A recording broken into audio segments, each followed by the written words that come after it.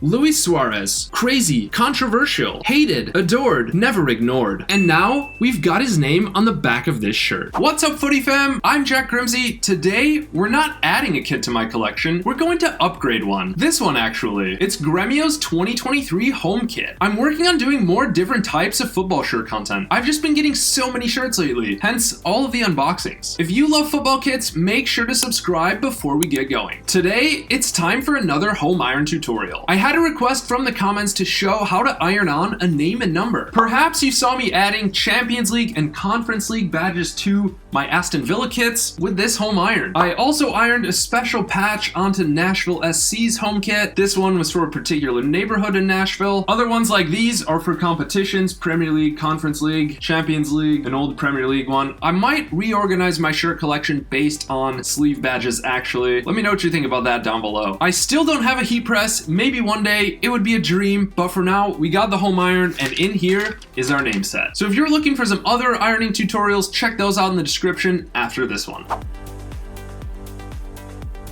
In here is our name set. Let's start with the shirt, and then we can get into the history and controversy surrounding Luis Suárez's illustrious career. This is the Gremio 2023 home kit. You can see it's made by Umbro. That's how I got this shirt. Umbro USA hooked me up. Thank you. We don't have a number on the back, but we do know that Suarez wore number 9 for Gremio. In fact, he's worn the number 9 shirt at his past 5 clubs: Inter Miami, Gremio, Nacional, Atlético de Madrid, and FC Barcelona. He started out with the number 25 shirt in his first stint at Nacional, before switching to the number 20 shirt at Groningen, and then coming into the number 9 shirt for the first time. Then it was the number 16 at Ajax, before inheriting the iconic number 7 at Liverpool. Number 9 is the shirt number I most associate with Luis Suarez, so I'm excited to be adding it to the back of this shirt. I haven't actually seen it yet though, so let's open it up and check it out. People ask me where to get these name sets. I got this one on eBay, and it came all the way from Ukraine. There it is. Instructions. Application only by heat press machine. Okay. Do not use household irons. Heat up the heat press machine 10 minutes before use. 130 to 140 C. 10 seconds firm press. Let it cool for 2 to 3 minutes. Gently peel out vinyl film. Do not wash the shirt for 48 hours. Preferably gentle hand wash cold. That's what I always say, to preserve the quality of the prints. People always ask me about these name sets and where to get them. And if you're new, maybe you don't know what name sets actually are. In the modern era, they're made of a vinyl heat transfer material. When heat is applied, they will stick to the shirt and you'll peel off the backing from the printing. You'll see some kits from the 90s and 2000s that have this felt flocking on the back. This isn't vinyl, but it still sticks to the shirt with the same principle. We've got it on the badge here. Some badges are also vinyl, like this Premier League badge. You can see right there. Others, like the Champions League badge, have more of that felt feel. Same as this UEFA Foundation badge. It's got that felt flocking, old school feel. Either way, these are still heat transfer application like you've seen in my other videos. We've got the name set, now onto our supplies. What you will need for this is an ironing board, an iron, your name set that you want to apply, the shirt you want to apply the name set to, a baking sheet, and a ruler. I couldn't find one, so I'm just gonna use a measuring tape. We're gonna use this to line everything up. We wanna obviously make it tight on here to give a flat, even surface. Now is a good time to turn on the oven to the cotton setting, which is about 400 degrees Fahrenheit or 204 degrees Celsius. Obviously a little hotter than these instructions may suggest, but that's because we're going to use the parchment paper. We're not going to put it directly onto this vinyl. Baking sheet or parchment paper is going to diffuse some of that heat, hopefully make it more even in our application. I've done these patches a couple times already, so I'm feeling pretty confident. That said, it is my first name set application, so let's see how it goes. Before turning on your iron, you should do all of the setup. Let's get this onto the cotton setting, which is about 400 degrees Fahrenheit or 204 degrees Celsius. I'm just stretching this over the ironing board to create a tight surface, which is hopefully going to remove any possible bumps or bubbles or other undesirable characteristics that a name set can have. By the way, you got to treat your name sets well. Ideally hang them up, otherwise they could get crinkled. Even if you do try to store things right, they can still get a little bit damaged or other things can melt on them. Time to line up the name set. Based on the photo, I'm going to place the name, so that should be between the 3rd and 4th letters roughly. I'm just going to do the name first and then put on the number. Got the name name. We're going to start with the name. Get our parchment paper over to protect it. I'm going to give it heat for 30 seconds. A heat press would sit directly on it. A heat press obviously comes down, presses it. This, I'm not pressing too hard down, just kind of letting it sit there and move the heat over. I'm gonna guess that was about 30 seconds. So we can see that the corners of this already are not fully pressed down. To me, that means we're gonna have to hit the corners again. I can see these bubbles right here. I don't think it's done. And maybe that's just because what was hitting these corners was the side of the iron. The middle of the iron is probably hotter than the edges. I don't want any bubbles, so I'm gonna do another 30. Making sure I hit those corners. I just tested the corner. I just like to test the corner to see. I think it's gonna be good, guys. Move the paper. I just gotta shimmy this up. We wanna spread this out.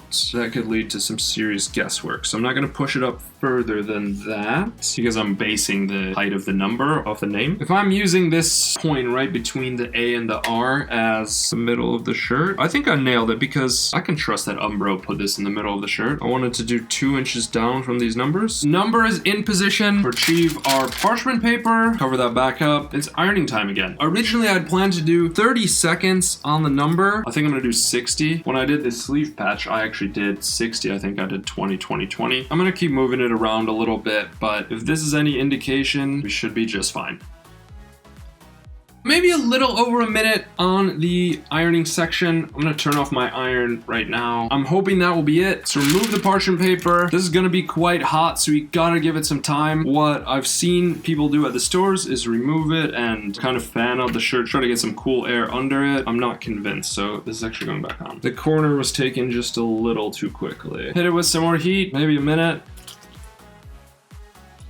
Hopefully that should do it. Again, let's just do a quick check. Oh, that does not look like it's sticking at all. We gotta keep heating this. I don't think the black stroke around the number transferred at all. Seemed like it was sticking to the paper, whereas this one, it definitely is sticking to the shirt. So I think the name is probably good, but for the number, need some more time. Still a little bit. Man, I'm just gonna have to keep ironing for a little while longer.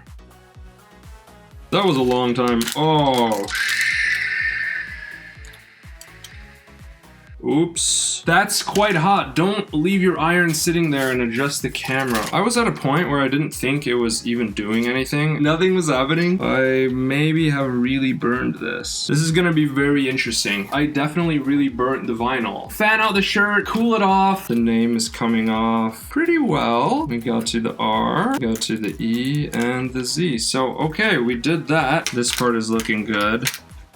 We've obviously got some cracking and just overcooked it right there. So yeah, I'm surprised it even looks this good because I really cooked it. Let's try this shirt on and then talk more about Luis Suarez. The shirt is on. How does it fit? How does it feel? Honestly, it always feels great to put something on that you helped create. Obviously, I didn't make the shirt or the lettering, but adding it on has me feeling like I'm part of the process. Like the instructions said, don't wash for 48 hours, so I'll be waiting to do that. But for now, let's talk about Luis Suarez.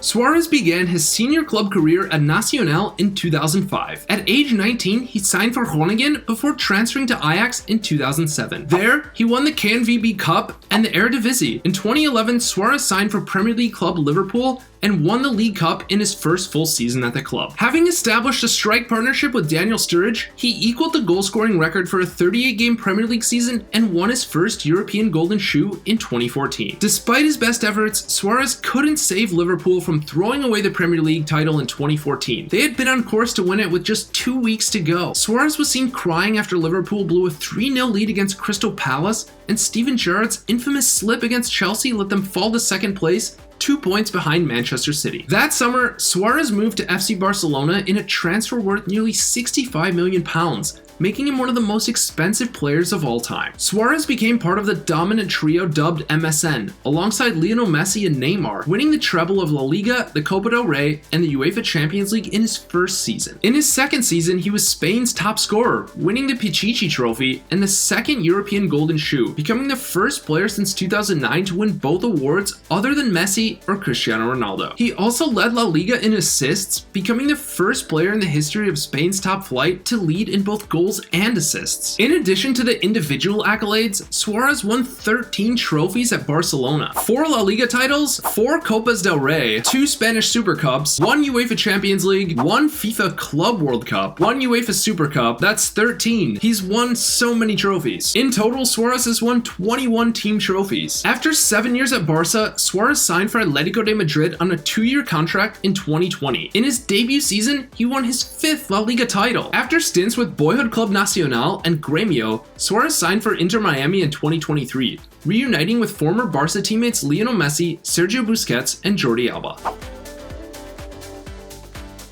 Luis Suarez's golden career has been decorated by trophies and blemished by moments of controversy. Throughout his career, he has been widely accused of diving, which has often caused referees not to award him legitimate penalties. In January 2013, Suarez admitted to diving against Stoke City in an October 2012 match for Liverpool. Manager Brendan Rodgers described his actions as unacceptable. During a 2018 World Cup game for Uruguay against Portugal, Suarez twice acted like he had a head injury after collisions with Portuguese players, despite his head never being touched. Possibly the most controversial moment of Suarez's career came while playing for Liverpool in the quarterfinal of the 2010 World Cup against Ghana. Just before halftime, Ghana took the lead when Sully Montari fired them ahead from 40 yards out. But right after halftime, Diego Forlan pulled Uruguay level with a stunning free kick that went straight through Ghana goalkeeper Richard Kingston. We love the Jabulani. What a football. While both teams had the chance to win, the match proceeded to extra time with the scores drawn level. Deep into extra time, Ghana sent a free kick into the penalty area. Luis Suarez blocked Steven Appiah's initial shot on the goal line, and the rebound fell to Dominic Adia. The header seemed destined for goal, but Suarez deliberately blocked the shot with his hand to save what would surely have been the winner. No doubt about it, red card, Suarez was instantly sent off. Asamoah Gyan then hit the resulting penalty into the crossbar, a miss which Suarez infamously celebrated and has been burned into the memory of Ghana supporters. Still tied, it goes to a penalty shootout. Gyan converts his penalty in the shootout, but Uruguay would ultimately win the shootout 4-2, with Sebastian Abreu chipping in a Panenka to win the match. After the game, Suarez claimed he had made the save of the tournament and referred to Diego Maradona's infamous handball in the 1986 World Cup, claiming that the hand of God now belongs to me. Suarez claimed he had no alternative and was acting out of instinct, but was labeled a villain and a cheat after the incident. Ghana was the last African team left in the tournament, and if they would have won, they would have been the first team from Africa to ever qualify for a World Cup semifinal. As a result, Suarez is said to have enraged the entire continent of Africa. Biting incidents. Throughout his career, Suarez has become infamous for his controversial biting incidents. The first of these incidents came soon after Suarez returned from his World Cup campaign. On the 20th of November 2010, Suarez bit PSV's Otman Bakal on the shoulder during a 0-0 draw. Ajax suspended him for 2 matches, but the KNVB, the Dutch FA, increased Suarez's suspension to 7 league matches. The Dutch daily newspaper De Telegraaf branded Suarez as the cannibal of Ajax. Suarez apologized through a video on his Facebook page. The second incident came on the 21st of April 2013. During a 2-2 draw with Chelsea in a Premier League match at Anfield, Suarez bit Branislav Ivanovic. It wasn't noticed by the officials, and Suarez scored an equalizer in injury time. The bite prompted UK Prime Minister David Cameron to call on the FA to take a hard line with Suarez. As a result, the FA charged him with violent conduct and he was fined an undisclosed sum by his club. A 3-man independent panel appointed by the FA decided on a 10-game ban for Suarez, who did not appeal the ban. The panel criticized Suarez for not appreciating the seriousness of the incident when he argued against a long ban. The panel also wanted to send a strong message that such behavior doesn't have a place in football, while noting that all players in the higher level of the game are seen as role models and have the duty to act professionally, responsibly, and set the highest example of good conduct to the rest of the game, especially young players. To be honest, I gotta agree with that. Anyone in the public sphere should be setting a good example for the next generation. And Branislav Ivanovic, he never accepted Suarez's apology. The third incident came at the 2014 World Cup, during Uruguay's final group match against Italy on the 24th of June. Italy needed a win to advance to the knockout stage, while Italy only needed a draw. In the 79th minute, with the score locked at 0-0, Suarez clashed with Italian defender Giorgio Chiellini while waiting for a cross. Replays show that Suarez lunged at Chiellini and bit his shoulder, followed by Suarez falling and clutching his face. Chiellini was able to show his bite marks, resulting in the famous image. The incident made headline news around the world, as the Italian players protested to Mexican referee Marco Antonio Rodriguez for not penalizing Suarez for the bite. Uruguay won a corner and scored. The match finished 1-0 to Uruguay. They qualified for the knockout stage, eliminating Italy. But 2 days later, the FIFA Disciplinary Committee banned Suarez for 9 international matches effective immediately,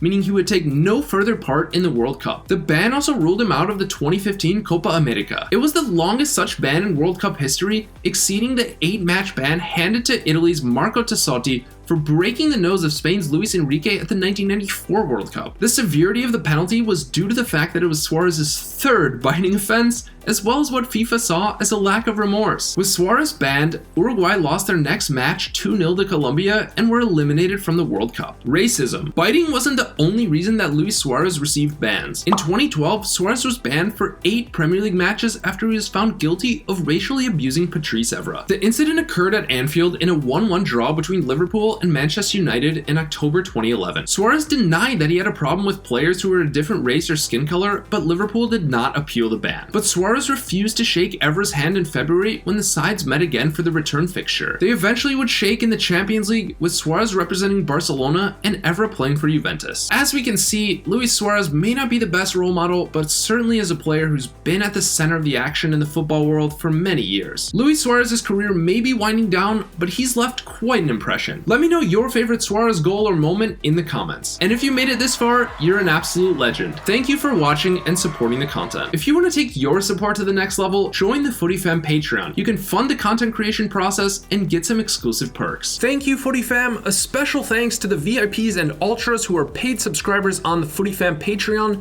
This video wouldn't be possible without your support. If you want to see your name in the credits and get other awesome perks like BTS content and more, make sure to subscribe via the link in the description.